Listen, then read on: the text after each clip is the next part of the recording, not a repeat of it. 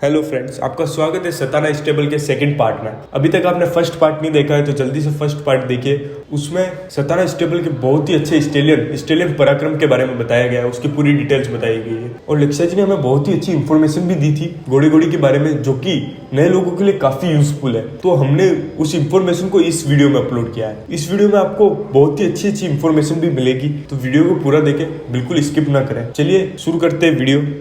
और मैंने देखा कि आपके यहाँ सब ओपनली रेस कर रहे थे। हाँ, तो आप ओपनली रखते हैं इनको? यार एग्जैक्टली सर, मेरा एक ये सबसे बड़ा प्लस पॉइंट ये है कि मैं घोड़ों को ओपन मतलब ग्रेजिंग करने के लिए फुल टाइम मिलता है मेरे। मतलब काफ़ी मतलब ठीक ठाक लैंड है, क्योंकि सिटी में है तो इतना बड़ा ह्यूज फार्म नहीं है, बट हाँ we have a sufficient space, sufficient जगह है जहाँ पे घोड़े आराम से घूम सकते हैं। तो यहाँ पे बेसिकली जितने भी मेयर्स हैं या बच्चे हैं न्यू बॉर्न्स, उनको पहले एक बार छोड़ देते हैं, उसके बाद हम स्टैलियंस को छोड़ देते हैं। जब स्टैलियन को ग्रेजिंग करने का टाइम मिल जाता है, तो ग्रेजिंग का भी मैं आपको थोड़ा सा एक छोटा सा आइडिया ब्रीफ दे देता हूँ। ग्रेजिंग का बहुत बड़ा प्लस पॉइंट है सर। ग्रेजिंग में प्लस पॉइंट ये है कि डाइजेशन बहुत परफेक्ट रहता है। हाँ, घोड़े की बैक बहुत स्ट्रांग होती है। या देखो, बहुत नॉर्मल सी चीज़ है, जितना जानवर अपने नेचुरल लिविंग में रहेगा ना, उतना घोड़ा स्ट्रेसफुल रहेगा, स्ट्रेस नहीं रहेगा घोड़े में, और उतना ज़्यादा एक तरीके से आप देखा जाए तो घोड़े के ना डाइट में भी, मतलब घोड़े की कंडीशन में भी फ़र्क पड़ेगा उस चीज़ से।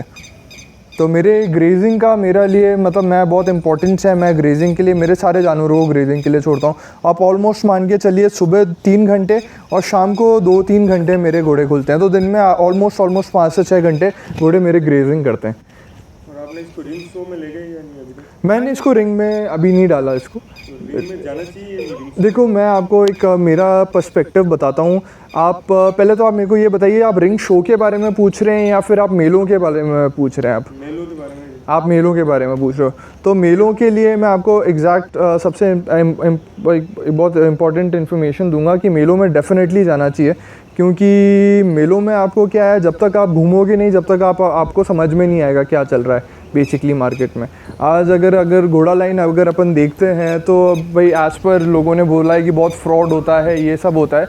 तो फ्रॉड आप करने क्यों देते हो लोगों को अपने आप घूमो। आप जब तक आपको नॉलेज नहीं होगी तो आप कैसे मतलब घोड़ा ख़रीदोगे, आपको घोड़े के बारे में नॉलेज नहीं होगी तो आपको मैं ये डेफिनेटली मेरा तो यही मैसेज है कि आप शोज़ में जाइए, आप मेलों में जाइए, जितने भी फेयर्स होते हैं उनमें जाइए, आपको हर चीज़ का इन्फॉर्मेशन पता लगेगा कि घोड़ा कौन सा, कि घोड़े की क्या वैल्यू है, घोड़े को कैसे लोगों ने कैसे रखा है, ये सारी इन्फॉर्मेशन उस चीज़ से पता लगेगी आपको। और जो नए लोग हैं उनको ग्रूमिंग के बारे में नहीं पता है कुछ, तो आप ग्रूमिंग के बारे में कुछ इन्फॉर्मेशन? ग्रूमिंग के बारे में मैं आपको इन्फॉर्मेशन देता हूँ। देखो सर, मेरे यहाँ पे ग्रूमिंग बेसिकली देखा जाए तो हसन मेरे यहाँ पे ग्रूमिंग ऑलमोस्ट 365 डेज़ होती है। मेरा घोड़ा भी यहाँ पे 365 दिन हम डेली नहलाते हैं। और मतलब ऑब्वियसली अगर कोई ज़्यादा ही वेदर ख़राब है, मौसम ख़राब है ज़्यादा, तो अपन नहीं करेंगे ग्रूमिंग, लेकिन खुर्रा ब्रुश ज़रूर करेंगे। तो खुर्रा ब्रुश का मैं आपको एक एडेड एडवांटेज देता हूँ। घोड़े का सिर्फ एक ये नहीं होता कि घोड़े की शाइन आ रही है या फिर घोड़े की कोट में, देखो नो डाउट ग्रूमिंग से एक तो एडवांटेज होता ही है कि आपके घोड़े में शाइन आती है, ठीक है। दूसरी बात, जो एक्स्ट्रा हेयर्स होते हैं, जो बाल होते हैं, वो हटते हैं ग्रूमिंग से। ये 2 चीज़ें सबको पता है। लेकिन तीसरी चीज़ ये है कि सर, जब आप ग्रूमिंग करते हो ना, तो घोड़े की मसल भी उससे रिलैक्स होती है। मसल्स रिलैक्स होती हैं, फाइबर्स होती हैं, ये सारी चीज़ें उनमें भी एडेड, एक तरीके से आप ये मान के चलिए। पुराने लोग जो हुआ करते थे वो हाथ की मसाज करते थे, तो हाथ की मसाज का मैं आपको एक प्लस पॉइंट बताऊँ। जैसे आप ये शोल्डर देख रहे हो, तो शोल्डर का ये वी है, राइट। अपन ऐसे वी कंसिडर करते हैं। देवाल इधर ला तो घोड़ा एक बार घुमा, इधर लिख रहा हूँ। जैसे अब ये वी है, ठीक है। अब ये जब घोड़ा अपना ट्रॉट करता है ना, ले इधर घुमा एक बार, उधर, हाँ बस। तो ये मसाज में आप, ये शोल्डर की मसाज ये इस वे में जाएगी। अगर पेट में जाना है, बस बेटा, क्या हुआ, आज बस। और अगर आपको भाई ये गर्दन का मसाज, तो ये मसाज रहेगी इसमें, इसमें क्या होता है, जो मसल जिस फ्लो में चलती है आप उस फ्लो में मसाज करोगे तो हॉर्सेस के जो फाइबर्स होते हैं वो रिलैक्स करते हैं, वो मसल रिलैक्स रहती है उस चीज़ में। देखो मैं राइडिंग करता हूँ तो मेरे को इस चीज़ का थोड़ा बहुत नॉलेज है, तो मैं थोड़ा बहुत जितना मेरे को नॉलेज है मैं शेयर कर सकता हूँ सर मेरे पास। और क्योंकि मेरा ये घोड़ा कंटिन्यूस राइडिंग में 45 मिनट्स दिन का इसको रोज़ काम मिलता है। हाँ राइडिंग चलती है रोज़ 45 मिनट्स। आप देखो चेस्ट भी उसी चीज़ से मेरी डेवलप हुई हुई है। आप काफ़ी स्टाइलियंस देखोगे जिनकी चेस्ट ही नहीं होती है। काफ़ी लोग कहते हैं कि घोड़े को राइडिंग नहीं करनी चाहिए। नहीं ऐसा स्टेलियन को राइडिंग नहीं करवाते, वो हाइट नहीं बढ़ती है। नहीं सर, ये सब मिथ है, ये सब गलत बातें हैं, ऐसा कुछ भी नहीं होता। घोड़ा जब तक सिर्फ घोड़े का राइडिंग करने का ये तरीका नहीं, ये नॉलेज मैं आपको एक चीज़ देता हूँ, आपको बताता हूँ मैं। राइडिंग करने से सिर्फ और सिर्फ ये नहीं होता है घोड़ा फिट होता है। अगर अपन एक ब्रीडिंग तरीके से भी देखा जाए ना, तो घोड़े को अगर आप राइड करोगे तो घोड़े की सुंदरता और बढ़ेगी। सुंदरता कैसे बढ़ेगी? जब तक आप घोड़े का ये जो अपने देसी घोड़ों में क्या है सबसे ज़्यादा, ये जो कर्व आता है पुट्ठों का, ये बहुत ही बेसिक सा चीज़ है। घोड़े की चेस्ट बढ़ानी हो या फिर आपको घोड़े के ये पुट्ठों का जो शेप आ रहा है, ये बैक जो शेप कहते हैं जिसे अपन, ये बैक का शेप, ये सिर्फ आपके राइडिंग से डेवलप होगा। राइडिंग करने से काफ़ी डेवलप होता है, काफ़ी मतलब जो एक्स्ट्रा फैट होता है गले का, गर्दन का जो एक्स्ट्रा फैट होता है, वो घोड़े का प्रॉपर राइडिंग करोगे आप, प्रॉपर राइडिंग से ये बेनिफिट है। तो राइडिंग में ऐसा कुछ भी नहीं है कि हाइट रुकती है, पर्टिकुलर टाइम होता है सर। आप 3.5 साल के बाद घोड़े को राइडिंग में डालो, कौन मना कर रहा है आपको? लेकिन ऑब्वियसली अगर 2.5-3 साल में आप घोड़े को राइडिंग में डालोगे तो उसका कोई सेंस नहीं है।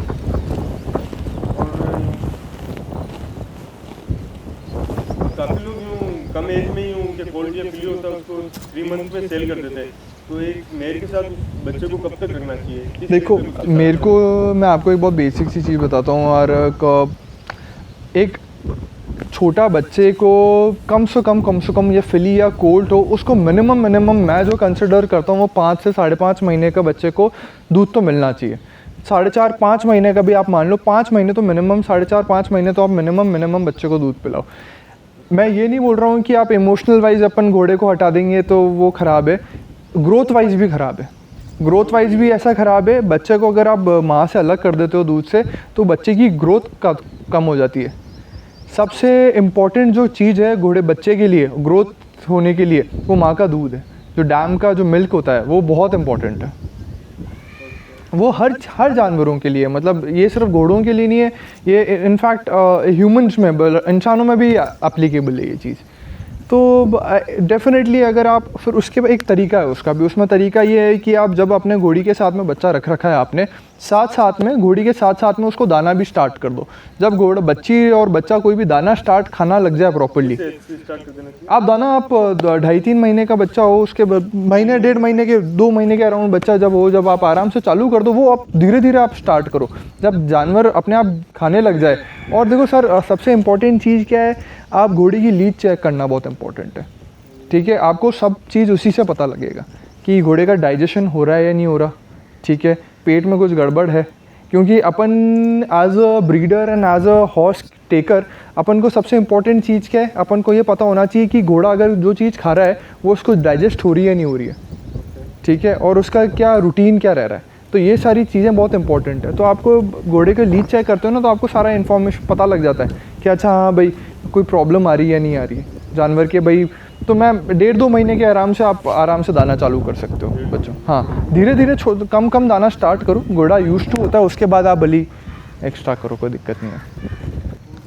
मतलब ये अगर देखा जाए तो आलीशान का one of the last result है ये।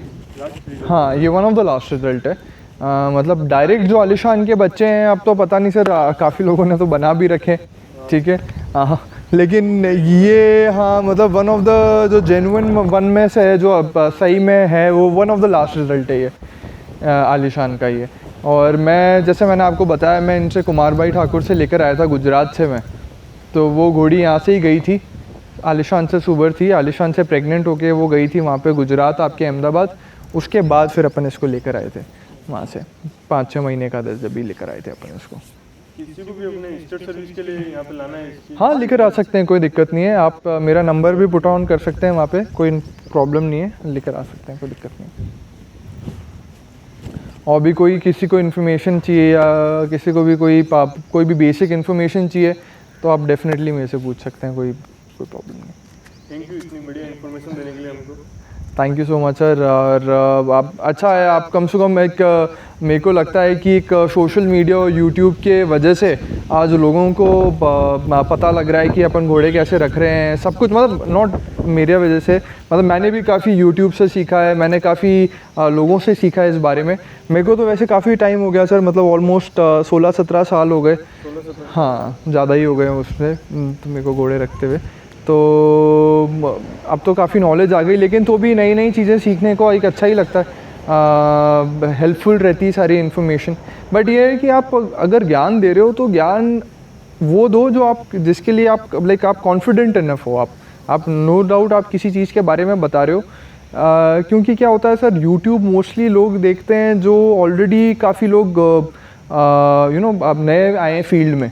तो नए जो फील्ड में आए हुए हैं तो उनको क्या है, जितना पक्का ज्ञान हो ना जिससे, वो ज़्यादा हेल्पफुल है।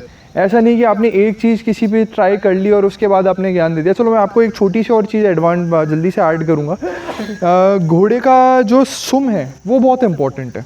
हाँ यार, एक तरीके से अपन कंसिडर करा जाए तो अपन क्या कहते हैं कि घोड़ों का सबसे इम्पोर्टेंट चीज़ क्या है, घोड़ों के टांगे लाइक लेग्स बहुत इम्पोर्टेंट है, राइट।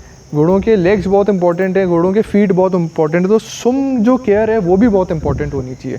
टाइम टू टाइम आप फैरियर बुलाओ, टाइम टू टाइम आप सुम बनवाओ घोड़ों के, ठीक है। और सही तरीके से हाइट बढ़ाने के लिए हील बढ़ाना कोई सेंस नहीं है। हाइट बढ़ा के आप हील बढ़ा दोगे, लेकिन घोड़ा आपका है ना 10-15 साल जिएगा, उसके ज़्यादा साल नहीं जिएगा। हाँ, घोड़े का जो एंगल होता है ये परफेक्ट एंगल है जो मैंने आप ये घोड़े का आप देख रहे होगे। जिसमें क्या होता, मेरे घोड़ों की कभी आप देखना कभी हील नहीं बढ़ी होगी। हील इसलिए नहीं बढ़ाते क्योंकि मेरा रेगुलर यूज़ राइडिंग का बेसिस पे। हील बढ़ाओगे आप, घोड़े का फैटलॉक सीधा होने लग जाएगा एकदम। और जब घोड़े का फैटलॉक सीधा होने लग जाएगा, आप ये मान के चलो घोड़े का 15 साल से ज़्यादा उम्र नहीं, घोड़े की 15 साल से ज़्यादा नहीं। हाँ, ख़राब होने लग जाएगा, पैरों से लंगड़ाने लग जाएगा। और घोड़ा पैरों से जब लंगड़ाने लग जाए तो आप सोचो उसकी कोई उम्र नहीं है फिर। तो अगर आपको घोड़ा लंबा चलाना है, लंबी मतलब केयर रखनी है घोड़े को, आपको ब्रीडिंग में यूज़ करना है या राइडिंग में यूज़ करना है, तो बहुत इंपॉर्टेंट है हूफ केयर। आप हफ्ते 2 हफ्ते में एक बार ऑयल लगा दो घोड़े के। जब सर्दियाँ होती है, सर्दियों में क्या होता है, जो सुम होते हैं ना, सुम ड्राई होने लग जाते हैं। ड्राई होंगे, जब बड़े होंगे तो उसमें क्रैक्स आने लग जाएंगे, फटने लग जाते हैं सुम। हाँ, फटने लग जाते हैं, क्रैक्स आने लग जाते हैं। तो हफ्ते 2 हफ्ते में एक बार आपने तेल लगा दिया। हूफ ऑयल आता है, हूफ ऑयल ज़रूरी नहीं है, अपन नॉर्मल तेल लगा दो आप, ठीक है। तो उससे क्या रहेगा, मॉइस्चर रहेगा घोड़े के पैरों में, सुम में, तो फटेगा नहीं। इसलिए हूफ मतलब सुम बनाना घोड़ों का बहुत इम्पोर्टेंट है। जिस हिसाब से अपन खाना पिलाना है घोड़े का, उसी हिसाब से आप ये मान के चलिए हूफ केयर बहुत इंपॉर्टेंट है। जो सुम को रख रखाव है वो बहुत इंपॉर्टेंट है। बाकी अपना स्टेलिंग किस मार्किंग में? मार्किंग में अपने इसके आगे एक छोटा स्ट्राइप है फेस पे, और एक मतलब आप हल्का सा आप कह सकते हो पैर सफ़ेद हैं आपके, लेफ़्ट आगे वाला, सॉरी राइट आगे वाला और राइट पीछे वाला, हल्की हल्की मार्किंग है। लेकिन मोस्टली जो इसकी बिग मार्किंग है वो आपके इसके टीका है। बाकी रिजल्ट में पट्टा दे रहा है। हाँ, ये पट्टे दे रहा है क्योंकि इसके फादर साइड में पट्टा था, इसलिए। क्योंकि फादर में अगर देखा जाए जो उसका सायर था वो आलिशान था, तो आलिशान में मतलब मेरे पास अभी दोनों रिजल्ट आए हैं और दोनों में इसके वो पट्टा है। हाँ, तो ये मोस्टली अपने फादर साइड पे ज़्यादा अभी आ रहा है। You welcome boss. आप थैंक यू, मतलब मेरे को जितनी इन्फॉर्मेशन हो सकती थी मैंने आपको प्रोवाइड कर दी है। बट इन केस कोई भी किसी को इन्फॉर्मेशन चाहिए, डेफिनेटली आप मेरा नंबर पुट ऑन कर सकते हैं।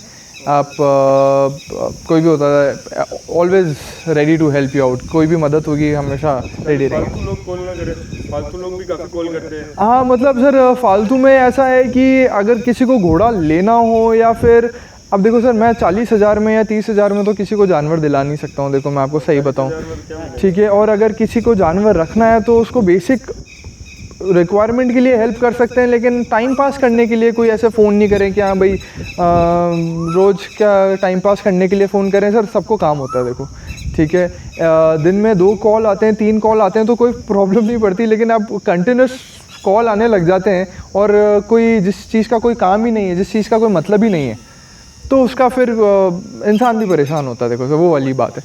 कोई आपको नॉर्मल बेसिक नीड हो, घोड़े के बारे में पता करना हो या फिर घोड़ा कैसे रखना है वो पता करना हो, आप आराम से फ़ोन करिए, उसके लिए हमेशा हेल्प के लिए अवेलेबल रहेंगे sir. Thank you sir. Okay, thank you so much sir.